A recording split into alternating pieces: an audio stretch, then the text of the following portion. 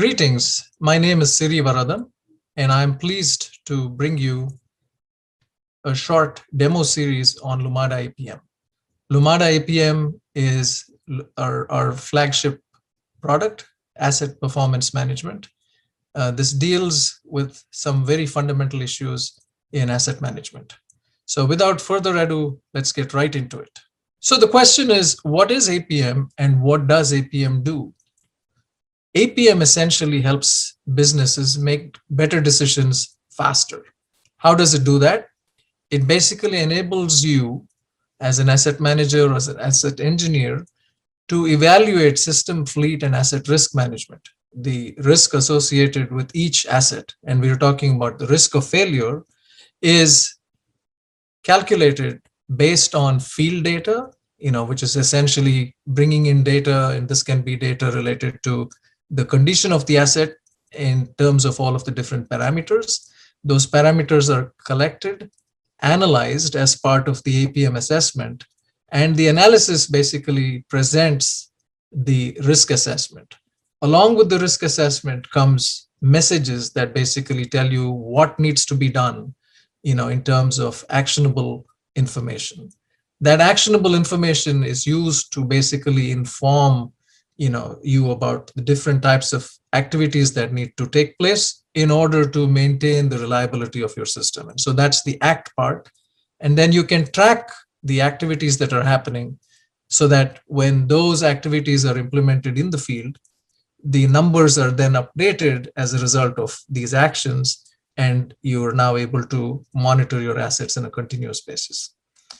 APM brings about multiple benefits. These benefits are in terms of reduction of failures, reduction in maintenance costs, helps in the capital allocation, and it prevents you from unnecessary risk exposure. That said, let me take you directly to the homepage where you can see how all of these questions are answered as part of the APM homepage. So here is the APM homepage. The homepage itself is organized based on the fundamental guiding principles enshrined in PAS 55 and ISO 55000. The fundamental questions related to what are my assets, where are my assets, what condition are my assets in, and what remedial actions need to be taken in order to maintain the reliability of these assets and to maintain system integrity are essentially addressed here. So if you look on here, the very fundamental picture that we show here has asset risk, and this is all of the assets in this fleet here over a period of time. So we're trending red, yellow, and green assets. Red assets are assets that need immediate attention. Yellow assets are those that will require attention soon. Green assets are safe assets.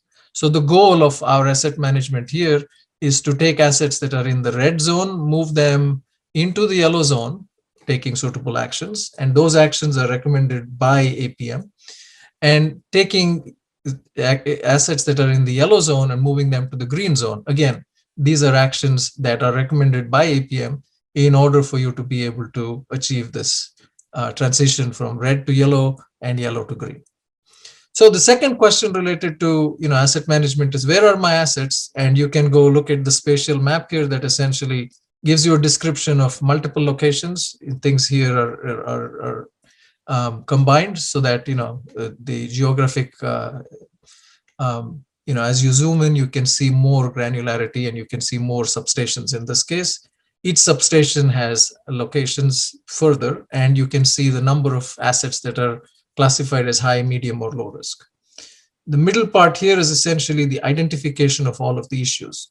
Work identification is a key benefit of APM, and as it basically tells you what is wrong, what is the recommendation that needs to be done, and we will cover more of this as we talk about the other particular use cases related to maintenance, replacement, and asset intelligence.